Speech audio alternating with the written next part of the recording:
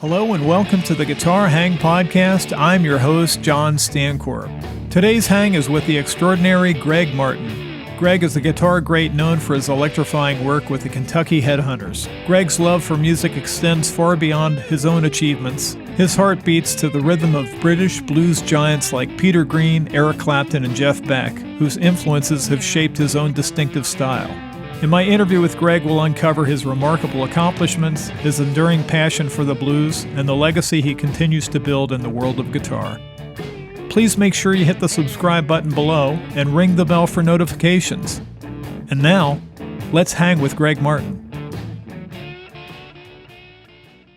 Yeah, but going back to the Frank Marino thing, I think he was somebody that was a bit ahead of his time.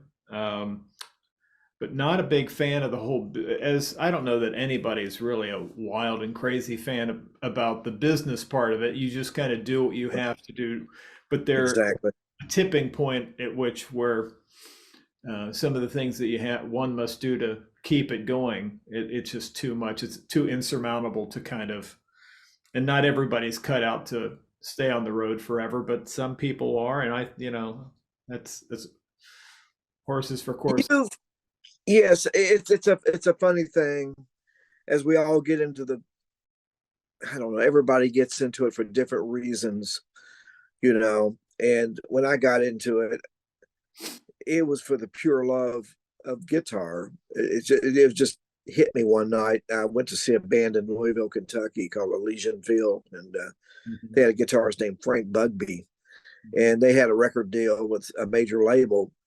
The records did not represent what they did live. Frank was a great all-around guitarist, but I'd seen the Lovin' Spoonful in 1966 at Memorial Auditorium, November 1966, and it really planted a deep seed. Seeing John Sebastian with the Les Paul. Oh yeah. And then we moved from Louisville down to Edmonton, Kentucky, which was very, very rural area. So, there was nothing really to do but to listen to music and play guitar. Right. But somewhere along the line, my cousin in 1968, fall of 68, my brother got married in Louisville, and we went up there. And the night before, my cousin Larry, who just recently passed away, said, "You got to go hear this band called Elysian Field." And I swear, John, it was like a spiritual experience that night. I've only had this happen 2 or 3 times, but it was just like I'm going to say God spoke to me that night, said, "This is what you're going to do." Yeah. And right from that moment on, guitar became my life pretty much. Before that, I loved it, but I was like, I don't know what I'm going to do in life. I had no idea. But then about 2 weeks later, I meet Richard and Fred from the Headhunters. So it's, yeah. But getting back to what you're talking about, when we get into it, I know everybody has a different, maybe some people want to get into it to be a star. Some people want to get into it to make lots of money. Obviously, we all want to make money, right? I want to take care of my habit of buying gear, and paying the bills, But when I got into it, it was when I heard Frank play, and then about a week later, I heard "Sunshine of Your Love" by Eric Clapton and Cream, and I heard Eric do this little. I don't know if you can hear this or not. I doubt if you can hear it. You hear that, the vibrato. I don't. Can you hear that at all? Yes. Well, it was the vibrato. It hit me. I thought that sounds like a human voice, and then I heard Michael Bloomfield. So it was the pure love of guitar, what the guitar would do as a human voice, that got me into it. And there again, as you move forward, you join little bands, you play sock hops, and one night you make $50. You go, wow, $50 for one night. That you don't think about all the rehearsals you did before that, but it doesn't matter. And then you get into your first record deal or this and that, and then the business comes along. And if you don't have a good team in place, it can go south fast. Yeah. And so I don't, getting back to Frank, I, I'm not, I'm not sure exactly why I went down there. Luckily, we went through some things that we've had some nosedives that we pulled out of, Right. and that we remained together and we're still friends. But it came close to Yeah. crashing and burning back around '97. So I get it, man. You got to have a good handle on the business. But now, if you love music, you just can't let the music. You got to let the music be your first love. Yeah, exactly. Uh, It's got to be. with Frank Marino's, he's kind of doing it him. It's kind of him against the world or the business, and I think it's nice. It strikes me that you guys have been together long enough that even Yeah, if you weren't playing music, you would be together in some fashion because you're brothers. Not literally, exactly. but brothers in the truest sense. Hmm. So you kind of that can kind of insulate as long as everybody's pushing forward. That can kind of insulate you from, you know, each person kind of support each other through the Yeah, difficult, which is a yeah, huge because when you're on the road, it's just you need to have people that you can count on and family and that have that support of that team ethos that everybody's working for the common good. exactly. And there again, it came close to. And the reason I know it's a real brotherhood is there was times back in the '70s and '80s where we were playing together, and I'd go, guys, I can't do this. I got married, I had to go off and do other things. But and I'm sure it disappointed me to have to do that, Yeah. to leave Richard and Fred and Anthony. But in my heart of hearts, I knew I had to do it. And now looking back, it was things I needed to do to grow and to meet people. It was just um, a divine path, so to speak, that you have to go down. And but the reason I know that, like, even when we were apart, Richard and Fred would never fail to come over Thanksgiving or Christmas just to see us. And that planted a deep seed years ago to know that. And man, I when you get on the road, we're not road warriors like a lot of people. Um, we play 70 shows a year, and we might be out 80 or something like that. And when you're on a close quarters bus, tempers can fly at times. Yeah. But let me tell you, the greatest thing besides playing music is the hour after you play is everybody sitting around on the bus laughing, Right. you know, poking fun at each other. Right. And that's what it's all about, man. Yeah. That's what it's all about. It's rarely that you're sitting there talking about how great something is. You're usually laughing about something ridiculous. Uh, Exactly. you know, Exactly. Just picking at each other, and it's fun. I mean, it's fun stuff. yeah. We got the greatest crew, in the road crew. They keep us accountable and straight. Like if anybody gets out of line, they're going to let us know. Yeah. They're really great, man. And but we have fun. We have fun. But hey, we're off. We've got a little break. Right? We're doing one more private show this week, and then we've got a break through Christmas. Then we go to the Dakotas, and we have a private show in Canada. But I'm going to play with some different people just to keep the hands going, and Right. I say keep the neurons firing pretty good. Yeah. Well, I always enjoyed your playing, and you strike me as one of the guys in the pantheon or the brotherhood of Les Paul guys. Yeah, You and Joe Bonamassa and Billy Gibbons and guys that slash the guys that are just at their core something special about a Les Paul and finding the elusive right one. Jason Isbell got Ed King's old Red Eye, and so everybody once you find that Les Paul thing, it seems like that is your thing forever. It is my thing. It really is, and this is the 58 right here.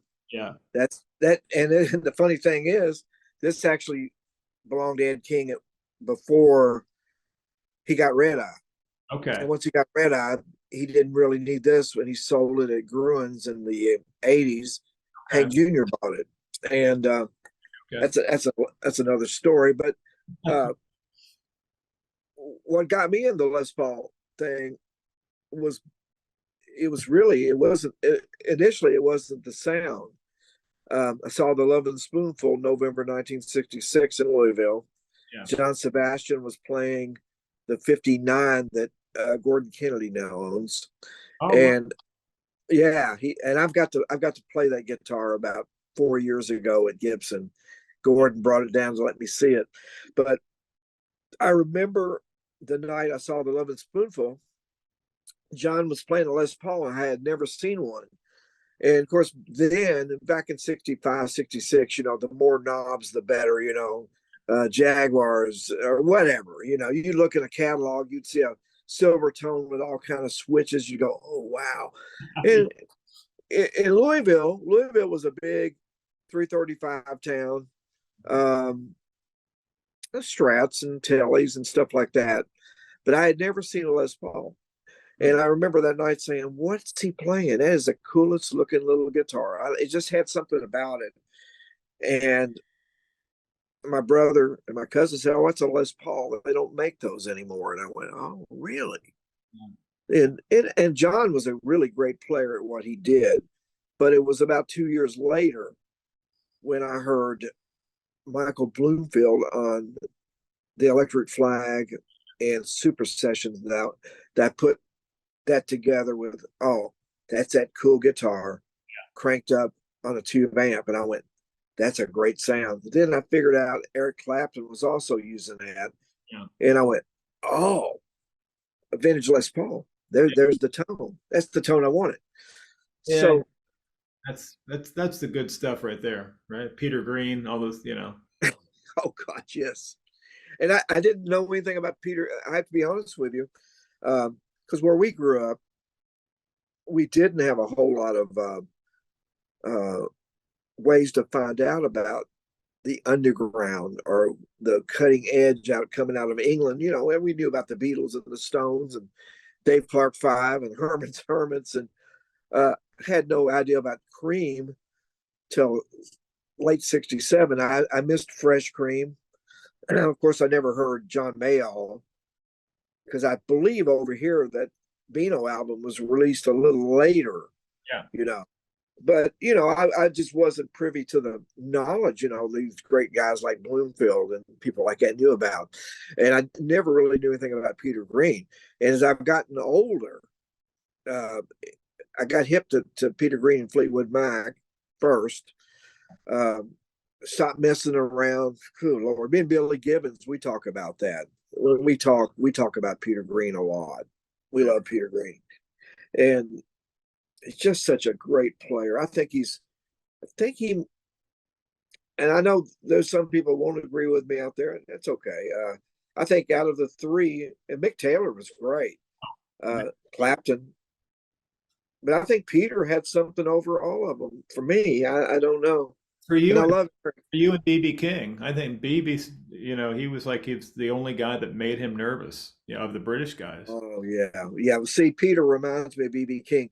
The album I love by BB King is called Blues is King. Yeah. It was released in '66 or '67. It came out after Live at the Regal.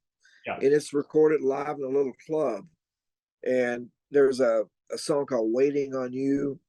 Yeah. And Nightlife. And to me, you can tell that's where Peter Green grabbed a lot of that stuff from. And people listening to us talk right now, if you don't have any BB King albums and you want to start a collection, there's two albums I'll suggest. That would be Blues is King. And if you want to go back to like 59 or 60, an album called My Kind of Blues, which is a lot cleaner. But people like Anson Funderburg and Jimmy Vaughn and people like that, they drew heavily from that album right there. Now, hey, Live at the Regal's great. Yeah. That's a great album. but I think Blues is King is the definitive live album he ever did for me. Yeah,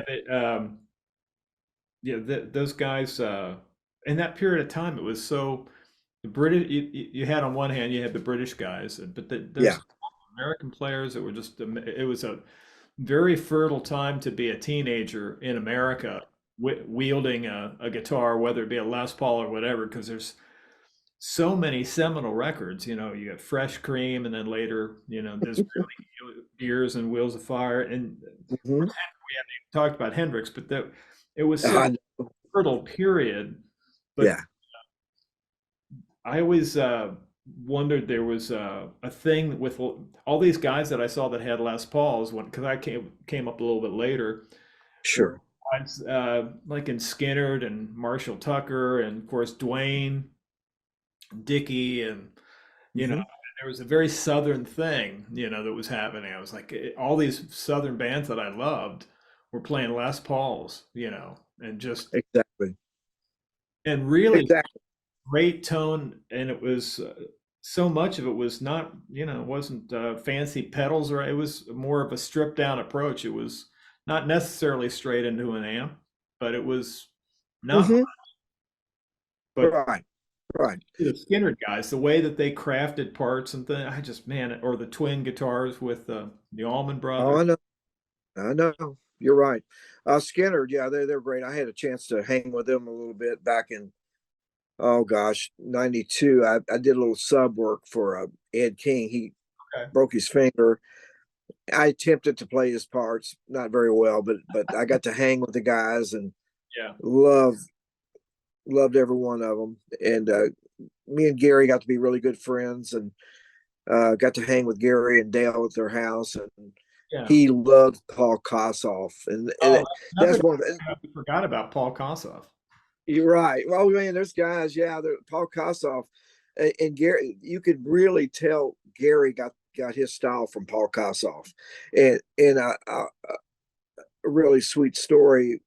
They knew I was nervous. I took. They called me, say, hey, well, Ed called me first. This very room used to have a fax line and a little phone. And one day I was out mowing the yard, and I saw I had a message one day, and it was Ed King saying, Greg, I broke my finger and we've got a tour booked. Would you come out and help us? And I'm like, being young and dumb, I thought, well, sure, I'm off, for about a month. Why not? Yeah, well, once I got to start delving into their parts, because I'm kind of a jammer. I don't do the same thing twice. Well, with Skinner, that don't fly. They don't fly if they're crafted, as you said earlier. And where the Allman Brothers, they had specific starting and ending points. Yeah. But in the middle, the story would change every night. Yeah. Kind of like John Coltrane, or Miles Davis, and that type of thing. It'd be a free range, man. It could go anywhere. But going out with Skinner, it was a lot of fun. But what I learned from Gary, they knew I was nervous at rehearsal, and Gary come to pick me up one night, and we had popcorn, and we watched Stevie Ray Vaughan, and we watched some free videos, and he literally teared up during one of Paul's solo that night. He loved Paul Kossoff. And Paul Kossoff was such a great player. Yeah, Great. such a great vibrato, and his phrasing was. Yeah, that vibrato was so great. And I've often tried to dissect, whether he used heavy or light strings. Some people say he used real heavy strings, but Yeah. I don't know. I love those kind of things because I know the strings they don't make the sound, but I've always been intrigued by Yeah. because I'm sure they use really light strings. Most of the guys used like eights and nines back then. And it blew my mind when I found out Billy Gibbons was using like. He does. But it just goes to show that so much of it is in your hands and your attack and that sort of thing, and the way everything is set up. Yeah, and when it comes down to it, the basic tone is hands and heart, and then a good amp and a good guitar. Just you have in mind the sound that you want, And was it Billy Gibbons always says, play what you hear, and I think for years and years you have a target, and then one day you finally hit it or get near it. I don't know if you ever completely satisfied with it. I don't think none of us. I will. If you're completely satisfied, then maybe your days are done. I think we still have to keep striving, right? But one of the there's a couple of things. I think one thing, ignorance is an attribute when you're young, Oh yeah. because you don't know any better. You don't realize that the business, what it's like, Mhm. and you don't really know the dilemmas and the barricades that you're going to be up against, but you just keep going. You just keep going. Oh, I can do that. Now you go, wow, if I'd known what I know now, Oh but yeah. maybe it's a good thing I didn't know, you know. But, and then another thing is, we all aspire growing up, whether to sound like Michael Bloomfield, Eric Clapton, Jimi Hendrix. And by the way, I think Jimi Hendrix, I don't play a Strat, but he's number one on my list of rock guitarists. Oh You yeah. know, I just think the guy's outworldly. He's just amazing. Deep, so deep, spiritual. And, we all want to emulate somebody, but, as you get older, you go, well, no. If somebody says, man, you sound like Stevie Ray, well, that's a compliment, but you don't really want that. You want to find your own little Yeah. fingerprint, you know. And I think God must have put something in our fingerprints, because none of them are the same. Yeah. So there must be some kind of code because if any other guitar player picked this guitar up right now, he's going to sound like himself. And a pedal won't do that, man. Right. Yeah, when we were young kids, we were thinking that's the thing. If I only had so and so's guitar, and then for some of Yeah, us lucky enough to play somebody one of your heroes' guitars and go, guess what? I sound like me. I don't sound anything exactly. whoever my hero is. But yeah, it's I think that's the fun thing is to take a little bit, if for nothing else, just to be inspired to do your own thing. You don't have to sound like anybody, but the inspiration of getting excited about hearing a player. Man, the inspiration, the excitement, and the childhood, whatever that was, that you connected with, when just like I connected in 1968, and it's there. Yeah. Sometimes on tour, I'm tired, I'm wore out. I'm 70 now, so I'm an older fella, and I get tired, and I take a lot of naps. But like being off for about a week now, I can still feel that little passion that was planted back in 1968, and that's what makes it all worthwhile. And to make a living at playing guitar, I thank God every day that He gave me the gift, and that I've been able to do that and support my family. But I'm doing what I love, and if I wasn't doing music with the Headhunters or whatever, I'd be involved playing guitar somewhere, Yeah. Right. whether it be a church or some little club or somebody with somebody. Music is what was put into my life for a reason. It's a passion. Yeah. I love that you do the low down hoedown thing. That's kind of I love it. Thank you. thing that getting stuck out there, because I don't care who you are, there's always stuff that falls through the cracks. Nobody's Yeah. listening to everything, and there's things that you miss. I think Yes, for sir. guys our age, it's a joy to be able to go back in time and check out stuff that you may have Yeah. missed. And it doesn't Yeah. necessarily have to be in your wheelhouse. It might be, hearing an old uh, uh, like a B3 organ trio or something that you hadn't heard, or Groove Sure. Holmes or something like that, or a Grant Green record, or it could even be a Segovia recording of some kind. Just going back Right. and that stuff. I got turned on to Leonard Cohen of all people a couple years ago, and I was like, man, what, I missed all that, you know? I did too. I did too. I did too. I just picked up a box set. Matter of fact, I haven't got to delve into it yet, but it's sitting out I've got like a little box up there that I've got CDs that while we're off that I'm going to delve into and listen to, and it'll come. The Cohen will appear on the Lowdown Hoedown at some point. I do a thing called the psychedelic snack, which it don't have to be psychedelic, but it's just underground radio stuff that would have happened. So I've got some Cohen. Yeah, he's really really a deep.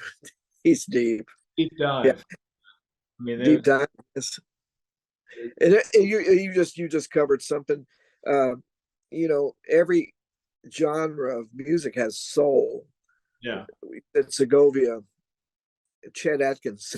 I love Chet Atkins. Man, Chet to me is right up there with Jimi Hendrix, man, in his own way. yeah, How could a cat make 2 albums a year, 2 or 3 albums a year? And you ever watch Chet Atkins play? He'll play a little melody, and all of a sudden, second, he'll beef it up a little bit, and then he'll do something. You go, oh my gosh, how'd he do that? yeah, And never loses focus, never got nervous, and yeah, I never seen him mess up, yeah. in videos. But yeah, gosh, but you said earlier we were so lucky to grow up when we did, to breathe the same air that these other guys did. Uh, when when I first got into music, I remember my parents listening to country music in the late 50s. I remember hearing Marty Robbins, and I remember hearing the Everly Brothers, which are more rock. They're Kentucky boys. But around 64, the Beatles hit, and we were like, wow, what's that? And then, our guitar heroes, there was Lonnie Mack. Yeah, Lonnie, come on, man. The Wham of that Memphis man from, was yeah, it 1963? That album right there was a pivotal album for a lot of yeah, people. Stevie Ray Vaughan, yeah, right? yeah, We exactly. had that. We played that all the time around the house, and that's the reason I've got a Magnatone amp sitting up here right now, because it's got that vibrato. Yeah, that V through that magnetone was just an amazing sound. The second to last time that I saw Stevie at Riverbend in Cincinnati, Lonnie Yeah, came on the encore and played with Steve. That was a real cool. I mean, we consider Lonnie one of ours, that's right. That's but right. I think he was maybe right over the Indiana line. It's from India. I don't know exactly. I don't know where he was from, but close enough for us to call him one of ours. But he was for Lonnie to come out, and we knew how much he meant to Stevie. It was a real thrill.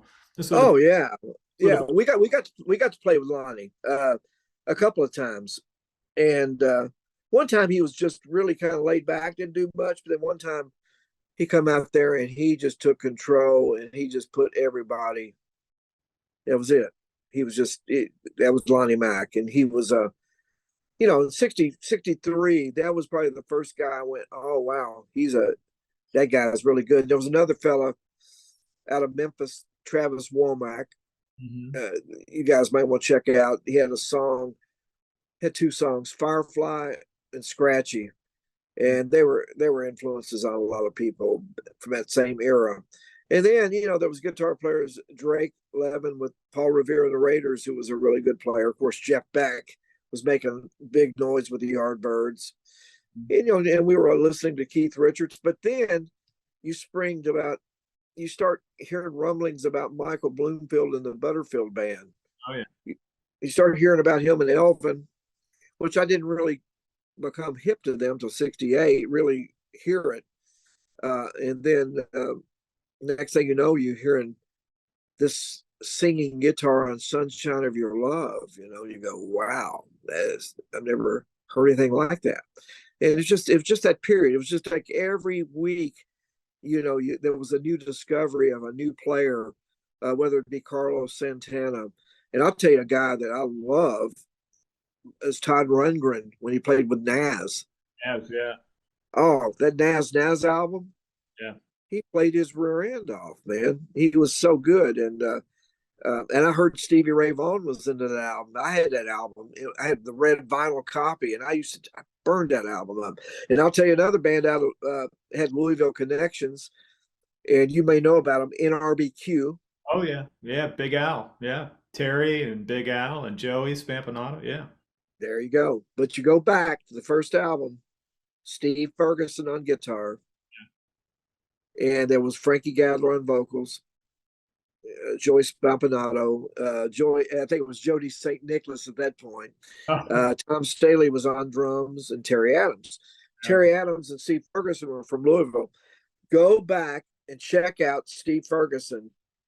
Yeah. He was like Lonnie Mack on steroids, and they did an album. I think you can still get it live at Ludlow's Garage out of Cincinnati. And Steve played through a magnetone, Yeah. and he was so great. And I know for a fact when NRBQ played at the Scene, Jimi Hendrix would bring people down to watch Steve play. Yeah. And Jimi Hendrix took Steve Ferguson to the studio when they were cutting Electric Ladyland. Steve said they were doing it all along the Watchtower. But the funny thing is, Steve really wasn't into that scene at all. He was into Lonnie Mack. Yeah. He was into Reggie Young, and there was a great guitar player out of Ohio. There was the Ohio Players. Yeah. Yeah. Initially, they were called the Ohio Untouchables or something. And there was a guy that played a magnetone amp, and I can't think of his name right now. It'll come to me. But Steve was into those guys right there, But Hendrix loves Steve Ferguson. And Yeah. check out Steve Ferguson. There's stuff out there. He was just a bad boy. Big Al, absolutely. Yeah. You know, It's so cool because, and there's still this to a degree, but in the age of pre-internet and all the stack social media stuff, so much of it was word of mouth, and you would yeah. hear about, oh man, there's this guy in Ohio, Phil Keggy, I think is his name. There you go. You know, Yes. and so you hear about this guy, and and then there's this guy in Cincinnati named Scotty Anderson. Yeah. Yeah. I know them both. Oh my, Scotty. Now, I I took lessons with Scotty, and to this day I have never witnessed anything that scary on guitar ever. Exactly. And such a sweetheart of a Playing, man. playing triple stops and using the thumb pick and his fingers, and just he was very old school in a way because he could do all the Lenny Bro harmonic stuff. So it was Yes. kind of like taking Danny Gatton, somebody that had that kind of facility, Yeah. Yeah. Bro, Chet Atkins, Yeah. and he would sit in at local gigs playing like a Steely Dan tune with a local band, and they were doing like I think it was Odet Soph, and he's playing all the harmony stuff. I mean, and making it look so easy and effortless, and his facility on the guitar was limitless. The Yeah. only guy that comes close to that, although he doesn't really play the triple stops, is Greg Koch.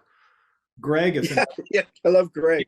Yeah, I love all these guys. I know all of them, and yeah. I'm fortunate to know them, and God bless them. We do know who they are, because if there's somebody hearing us talk right now don't know these guys, they got homework. Because I went down a deep dive of Scotty here a while back. It'll just take one video where him and this older gentleman were playing some standard, and they both were amazing. Yeah. They were just both amazing. Then I start thinking about Scotty, because I don't think Scotty's playing right now, is he? I don't think. So I think his health is not. I think he's still with us, though, right? Hopefully. I believe so.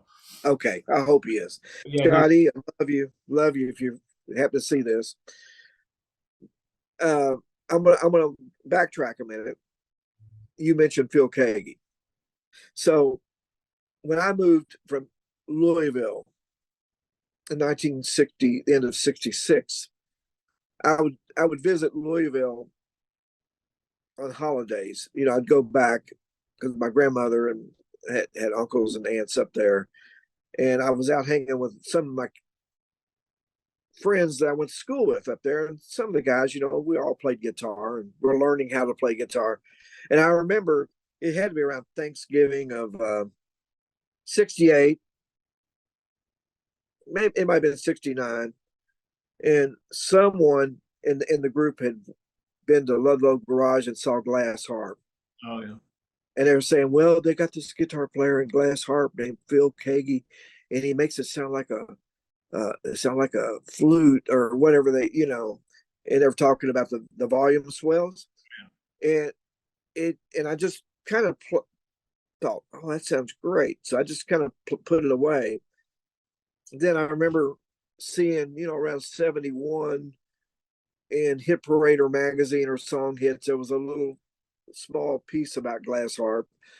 Then in 72, there was a little electronic shop, music store, record store right up the street here called Rice's Radio that sold Fenders. They were a Fender dealer, but they also had a lot of records. And one day I walked in there and they had a pile of Decca records, promo records. And there was a Glass Harp, Village Queen, Yeah. and Can You See Me? Is that the one? Was it Can You See Me? Or this Village Queen? Matter of fact, I've got the record out in the garage somewhere. But that started me down the Phil Kagi Glass Harp thing. And then I picked up Synergy first. And then I backtracked and got I think next I got It Makes Me Glad. Then I found the first album, and gosh, Phil Kagi is a wonderful, and I love his first solo album, What a Day. I love that. Yeah. I just got the expanded version of it. Yeah, I know. I saw on Facebook that there's a expanded version of that album. Oh, it's beautiful, man. It's beautiful. And look, I'm a Christian. I grew up playing in church, and when I heard Phil, we played gospel music, like old quartet stuff. Then I hear Phil doing his version of gospel music. I'm going, oh, you mean you can do that kind of music for the Lord? I went, great. So it changed my whole outlook, but I love Phil, and I've got to know Phil over the years and got to play and record with him, and he's a wonderful human. And you bring up Scotty, and he's such a great player. There was another fella out of Cincinnati back in the 80s. I never can remember his name. He played a Telecaster.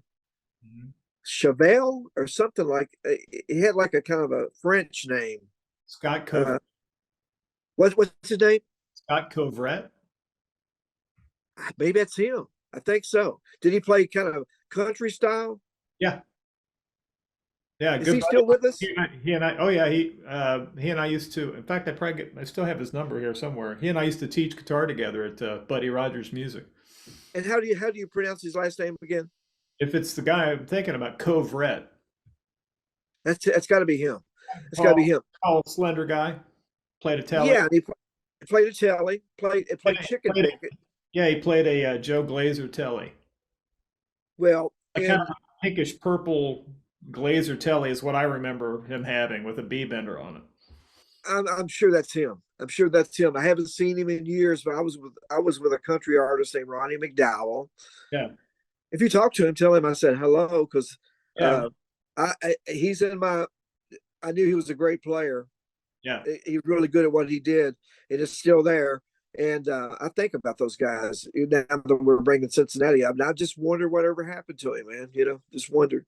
Was he playing with Stagger Lee when you saw him? Yes, absolutely, he was. Okay, yeah. We're definitely talking about the same guy, Scott. Yeah, he was with Stagger Lee. Played at. He's playing in a trio now called Tickled Pink. Oh man! Tell him I said hi. Yeah, Tell him I said hi. Give him my email address. I'm just glad we're still around. Oh yeah. I'm glad I survived the 80s. Yeah. But there's I always like that kind of thing of finding out about players through work. And we kind of had each town or each little city had their heroes. That's right. When I first got into music, I was hanging out at the roller skating rink before I got a guitar. So I was listening to Ohio Players, BT Express, Isley Brothers, Parliament Funkadelic, Commodores, Cameo, all that stuff. That's your thing, huh? Early on. I was 10. I love that music too, though. I love that. I I got the really do. live. I got the live Isley Brothers record before I heard about Hendrix, because this Yeah, is mid '70s. I Hendrix had only been gone a couple of years, and I was, sure. dumb. I didn't know, but I really took to Ernie Isley, and then I kind of found out about Hendrix later, and I kind of had it backwards. I didn't know that Hendrix predate. So Ernie was doing a lot of the kind of the Jimmy stuff, leaning back on his knees, playing in the white outfit and the headband, and not playing left-handed, but you know what I mean. He had a very Hendrixy vibe to him, Exactly. especially his. Exactly. Oh yeah, I remember the. I mean, I grew up around listening to Hendrix, but I remember when "Who's That Lady" hit the Oh, air. yeah. That guitar sound. I thought, wow, that's cool. This is crazy. How this evokes crazy memories. Uh, I, I had I worked at a printing company in Louisville, and I stopped at a White Castle on Seventh in Algonquin. I think it was Seventh in Algonquin, and that was on the radio. And I was so excited when I heard that, I shut the darn door, and it got the tip of my finger. Ah, After hearing that, I survived it, but that just how that I kind of fit that in. But yeah, Ernie Isley was great. I love the stories they talk about Hendrix, how he would just constantly play guitar, yeah, yeah, constantly play. yeah. Yeah, Fall asleep with his yeah. guitar on, and yeah. And you touched on something so important, so important. Every area had our guitar heroes. Mm. Now, going to Louisville, we had Steve Ferguson, Frank Bugby, Wayne Young, Steve McNichol, and there's some other guys. Forgive me, I can't think right now. Those were four of the pillars I remember. There was another guy in the Us Four these were local guys, and we revered these guys. We put them up there with everybody else. And down here, we had when I moved here, we had a fellow by the name of Kenny Smith that had a band called Buster Brown, Oh yeah, which later on it evolved into the heavy metal Buster Brown that you probably know about. with Ken But Merrick. initially, James Kotak on drums. That's what I meant. Went on to play with the Yeah, school. I love James. Yeah, James, sweet friend of mine. And but initially, Buster Brown was a four guitar, bass, and drums with a singer, Bobby Ritchie, and they were like a blues boogie band. And whenever they had moved to Louisville during the hippie '70s, and they would come to the Armory, and we'd all gather at the Armory, man. And here's Kenny Smith playing through his Marshall and high watt amp, and we loved him. And there was two other guys in the area, Guy Iverson that was a great player, Ken Musnug, and these are the guys. Every city, as you say, and I know that Cincinnati had some other guys that you mentioned who the Green Tambourine guys, the Lemon Pipers. Oh Are they from above Cincinnati somewhere? yeah, They turned into Ram Jam later, I think. yeah. Some of the guys you might remember the Goshorn brothers. Yeah, yeah, that was a Pure Prairie League, right? Yeah, Pure Prairie League, and then some of the guys from Well Feathers. Whale Feathers, yeah, and the Haymarket Riot. I've heard of all of them. I've heard of them. I never got to see them play live.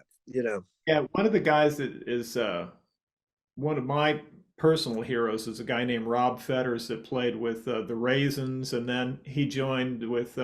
They put together a band with Adrian Belew called the Well, Bears. I know about that band. Yeah, sure. Yeah, Oh but yeah, Adrian. yeah, Yeah, Adrian. He's from that area, yeah, he's from Kentucky. Ludlow, I believe. I think his real name might be Steve, but Okay, goes by Adrian, and he was right across the bridge in Ludlow. But yeah, that's so right. Hey, Kentucky boy. yeah, Yeah, never met him. Never met him. I know. Yeah, I've heard about the Raisins. yeah. Yeah, sure. Yeah, so that was the cool thing about coming up at a time when you could, because if you grew up in the pre-internet world, it was not these players. I don't think anybody that's in the less than 30 years old can appreciate this. These players were exalted above superheroes, above athletes. They were put on such a high pedestal that many of Right. us, I think, thought it was some sort of sorcery or something. You know, when you saw Jimmy Page, Man, you that's know, right. magazine, or if you happen to see him play live, he's got that dragon suit on, he's got lasers, and he's got his black. It's like something out of Lord of the Rings. You know what I mean? So it's bigger than life. So if you see somebody in your neighborhood in an open garage in the summer, and you're hearing a Jethro Tull tune or Zeppelin or Cream or a Jeff Beck Truth album era something, and Oh yeah, Jeff Beck. kids are playing it, that's a such an aha moment. Like, wait a minute, you mean you don't have to have superhero powers? Because I didn't grow up in a musical family. I didn't actually lay my hands on a guitar for real until I was way into my teenage years, because there was just no guitars in the neighborhood, really. There was one across the street, but it was like a kid who was like 18 or 19. There was no way you're getting into his room. He had like a some sort of Ibanez Les Paul copy, or maybe it was a Hondo, and like the curly cable and a big muff and a PV Deuce amp and a Rush poster on his wall. But you were not allowed Yeah, to go in. I think I got a peek in there, but I never actually laid my hands on guitar. So I thought it was some sort of nothing short of, you know, wizardry. yeah, man. I was like, it blew my Well, mind. yeah, absolutely. It was. You're right. You hit it on the head. I've never heard anybody. I agree with you. I've often said that. Uh, Even the local guys that could really do it, they were revered. Man, I used to put Frank Bugby up there with Eric Clapton and Bloomfield and all these other guys. I just thought, hey, they're magic. They've tapped into the magic of it all. And you mentioned Jeff Beck. My God, how did he transform so many times and just kept getting better and better until he just couldn't get better anymore. And God said, "Come on, buddy," you know. It was. I've I've heard that it was exacerbating trying to produce Jeff, because he never wanted to repeat himself. No, He was constant, or he was often. He would become fatigued with something, and be like, you know what, I've been there, I've done that. I want to yeah, move forward, and going forward is never a linear straight line. It's very circuitous. I mean, for him to do all those things, he had to be very diligent to his vision of, I don't want to repeat myself. I want to play notes in a way that nobody's ever thought of, nobody's ever heard of. yeah, The first time I heard him play the off the Guitar Shop record, the "Where Were You," the thing with the melody with harmonics, I was like, yeah, oh my God, this is, exactly. we don't, most of us mere mortals, we don't have those notes on our guitar. They don't. Right. The Yeah, fact. instead of the half steps, he's going deep between. It's almost like a Western. It's a different thing, different modal Yeah, music than, I mean, I'm a pentatonic ragamuffin is what I am. I go fishing every time I play, but it's out that pentatonic or whatever. I mean, I go other places, but guys like that, they get between, say, between C and B, there is a deep space there for people like that, and they can go down there and go fishing and pull up something great. the one thing I always thought of when talking about those kind of things is, if you thought about soloing or playing music as a conversation between you and your Yeah. bandmates and the audience, you say what fits in with the conversation. So Mhm. if there are guys that grew up in a rural area and you're all hanging out, and you just discovered a new word that you want to throw in there, like on some sort of French word that means boredom, like ennui, you throw that in there into conversation, you're going to get more. So I always thought that playing guitar, if you wanted to do some sort of Robin Ford half diminished lick, you Mhm. better be very careful to do it in a way that's in the pocket in time that's just will bend the ear a little bit. But I always like the fact of playing what's specific to if you were playing John Scofield licks with your band, the audience might be a bit miffed. You know what I mean? So it's you play what's perfect because you've developed your thing. Well, we know where Love we that. can go They in want to, the you band. know what I mean? I could play Boots Randolph licks in my band and get away with it. If you know. Yakety And matter of sax. fact, I go back and listen to a lot of '60s instrumentals, to get ideas just to throw in the middle to throw the drummer off or something. Me and Hey, the drummer play with each other all the time. I might play the Southern gospel version of "Do Lord," dun, dun, dun, dun, dun, right in the middle of something just to get him. But not no. I love Schofield, by the way. I oh yeah. can't play like that. But and you mentioned, and there is a conversation. And the way I look at a solo, most generally, is it's like writing a letter. You want to use good punctuation. You want to use your capitals where they should be, and you want to have a good spacing and stuff like that. And space says just as much than a bunch of notes, than a flurry of notes. And space is the hardest thing to do. Listen to J.J. Cale. Oh You yeah. know, gosh, the king of minimalism, man. Just matter of fact, I played 4 tracks off of Naturally last night, and the little solo on After Midnight from Naturally is just beautiful. And I think I played Lies too, which was the next album up, and just I could see why Eric Clapton Loved it. Yeah, his went into that because I mean, come on, man, it doesn't get much better than what the live Cream stuff. yeah. But I guess Eric in his way, he didn't want to do the same thing either, and we didn't understand that when Derek the Dominoes came out. Be honest with you, when Derek the Dominoes came out, I was disappointed initially. I thought, come on, where's the holdover? Yeah. Where's you know from Blind Faith? Where's the big sound? And now I go, oh, I love that album. I love it. I get it. I totally get it. But Yeah. it didn't really make a big impact on me initially. But I could see where Eric took a lot from J.J. Cale Yeah. and that thing. But you're right. It's about playing the bag, so to speak. And I can't remember who I heard say that years ago. I think it was Pete Anderson. I think I Oh, read an interview with him. Great player, and he was talking about tasty. playing Johnny B. Good. You wouldn't want to play. Well, I mean, I guess some guys could do an Eddie Van Halen thing in the middle of it if they want to. I guess you can. I wouldn't Right. want to do that. I'd want to keep it true to Chuck if I could, the best I could. Yeah. You know, Yeah. 'Cause I could do it anyway. If I tried to do the finger tapping thing, I'd be missing anyway. I can't see that good. Yeah. Yeah. Yeah, guys like Pete Anderson and I mean, very tasteful player. I think the first time I really picked up on the space concept was hearing Mark Knopfler, and I thought it's got to be an outgrowth of the fact that he's a songwriter first, That's right. and he's trying to play emotive things, but also leaving space for him to sing. So that was what when I started performing with the Pink Floyd group, that was a transformative thing.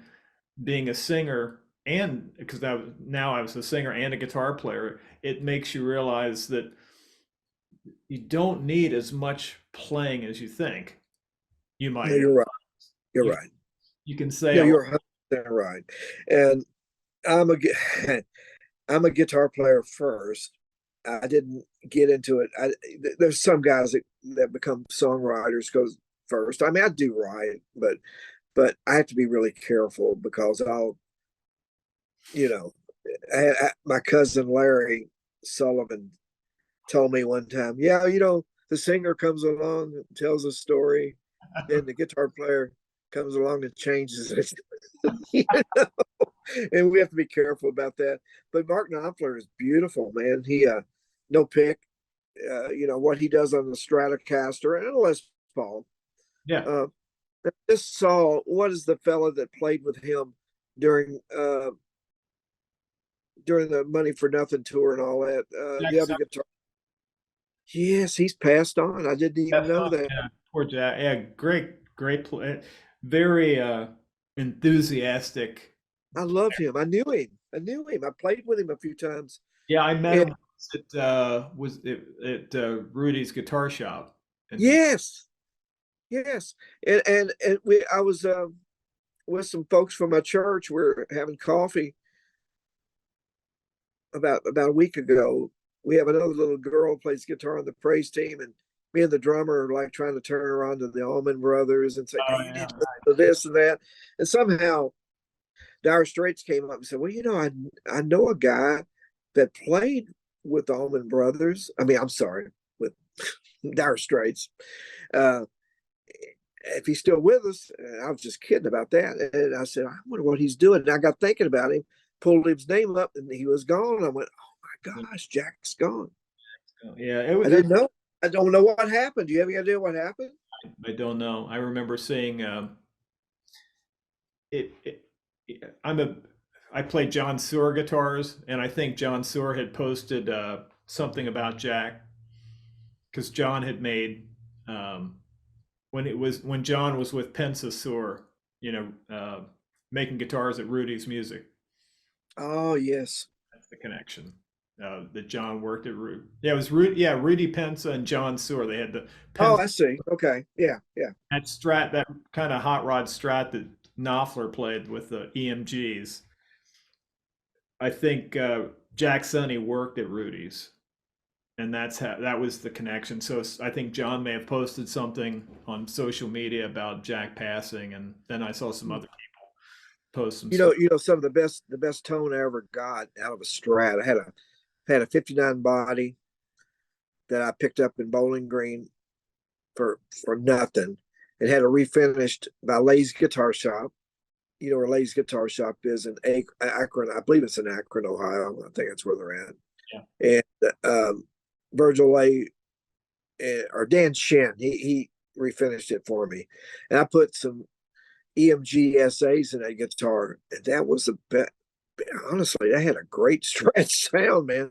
Hey, Those little SA pickups. I'd like to get another set of those in a Strat. first time They I work. yeah, first time I saw somebody playing it was well, I think I saw Gilmore or Vince Gill playing a Mhm. Strat with EMGs. I was like, oh man, what's that? That's kind of Oh cool. yeah, Those out. yeah. No, they work. They work. They really do.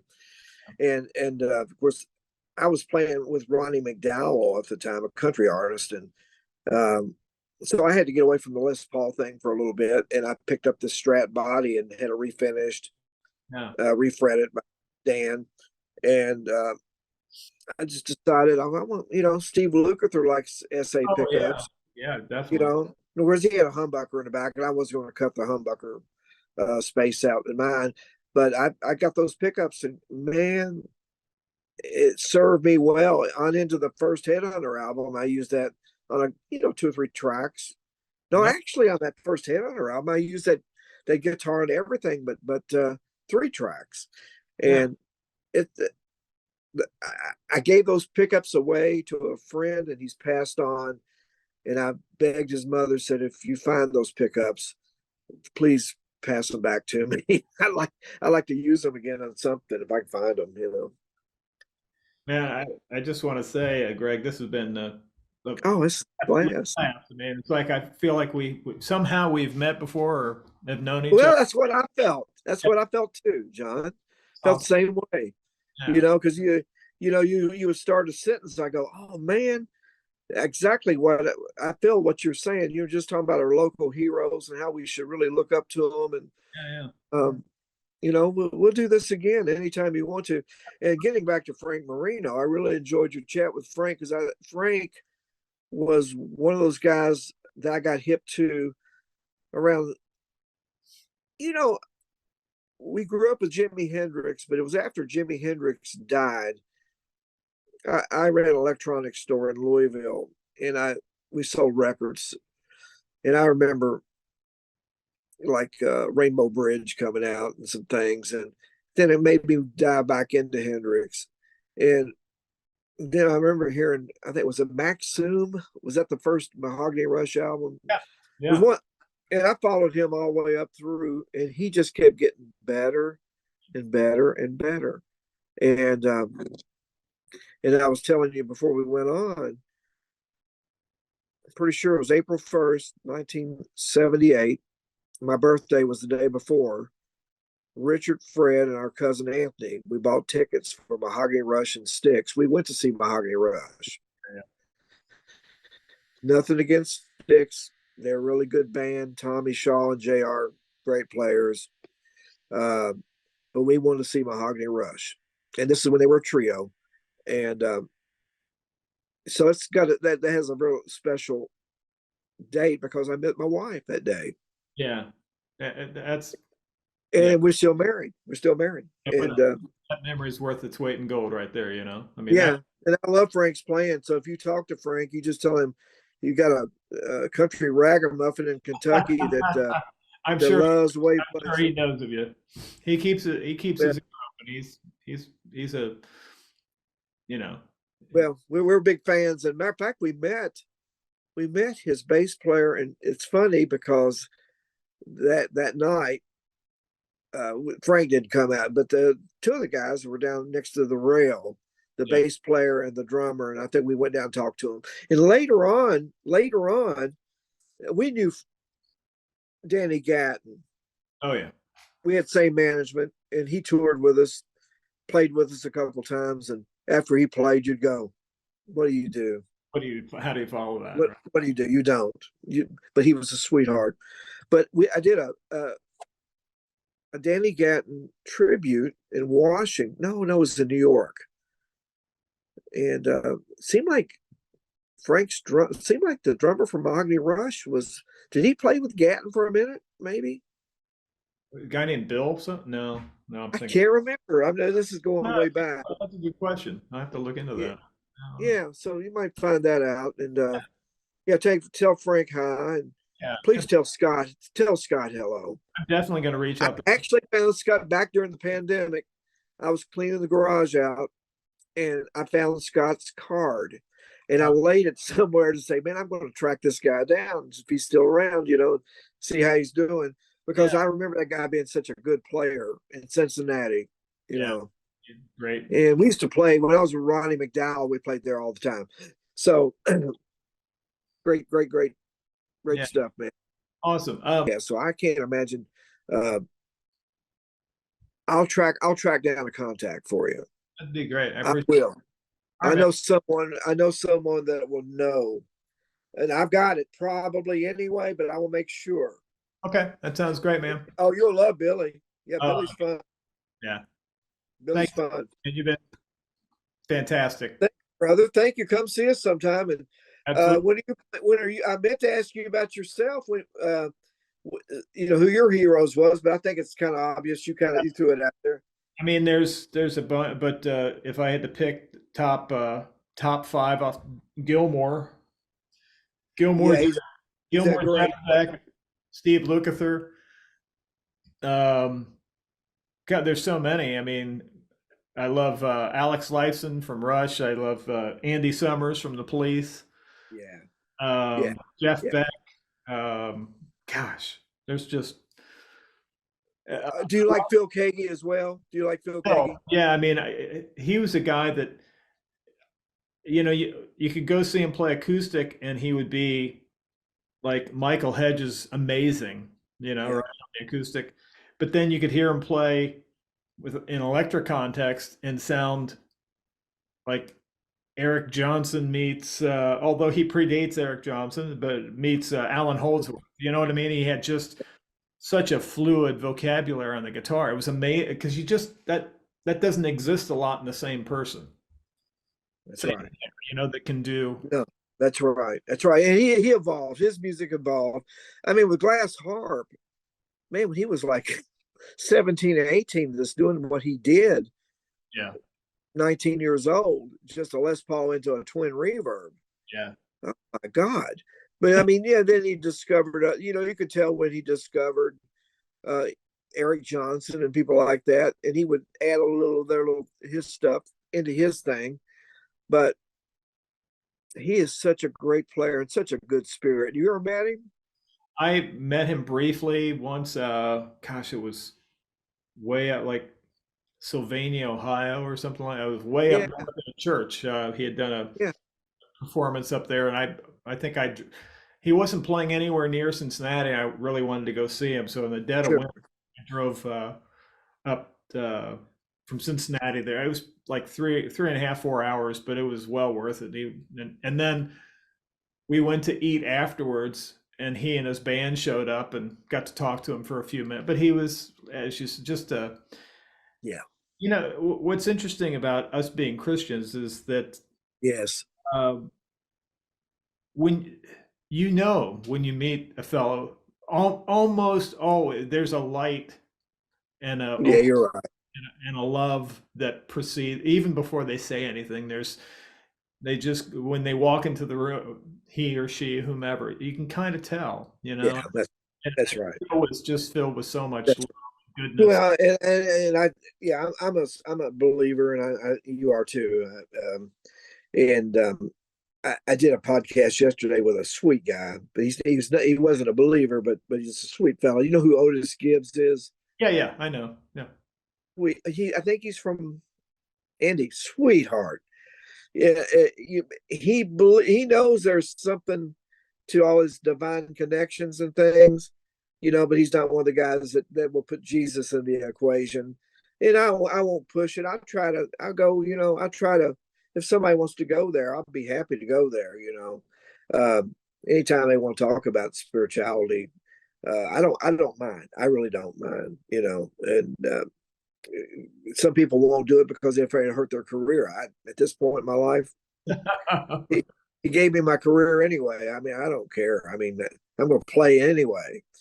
And but Otis was a sweetheart, he said, well, I'm not a religious guy. I wanted to say, well, Christianity is not a religion. It's not a religion. It's a relationship, but I didn't want to go there. So, Yeah, but Phil, yes. See, I was drawn to Phil early on. I feel like I feel like the Holy Spirit put him in my path many years before I even met him to kind of guide me into even the headhunters is my job. They're my brothers, but I get to do other things. But I think eventually, I got to do a project called the Mighty Jeremiahs with Jimmy Hall. Yeah, if you know who Jimmy is, he sang for Jeff Beck for a little bit. It was a good little CD. It could have been a little more focused, I think, but it was really cool. And I got to play on a Bride album years ago. You know who those guys are? no, They're like a Christian metal band. They won a Dove Award. But I grew up playing in church, but I was playing, the old gospel style. oh, yeah, Had to play the country double stops and things like that. yeah, And until I heard Phil Keaggy, and then I went, oh man, there's another world. You can praise the Lord with your instrument. It doesn't have to be country right, gospel. It can be anything. So, yeah, you know, yeah. Well, that's great, buddy. It's nice meeting you. yeah, man, it's a You, real pleasure. how old is he? 67 Oh gosh, or something? could be, yeah. He's a little younger than me, but man, when he came out, all right, buddy. Well, Have a stay in touch. God bless. Let me know, when is this going to happen? First of the year sometime yeah. or late? That's my hope, is to get everything edited and out at the first of the year. So All right. give Well, my God best, bless you, buddy. give my best to Mr. E. Thank you, man. I mean it. You stay in touch. Yeah, I Mean it. will. I will. All right. See you, buddy. Thank you for tuning in to the Guitar Hang Podcast, interviews with noteworthy guitar players from around the world. Go ahead and hit the subscribe button and ring the bell for notifications to stay updated on our latest episodes.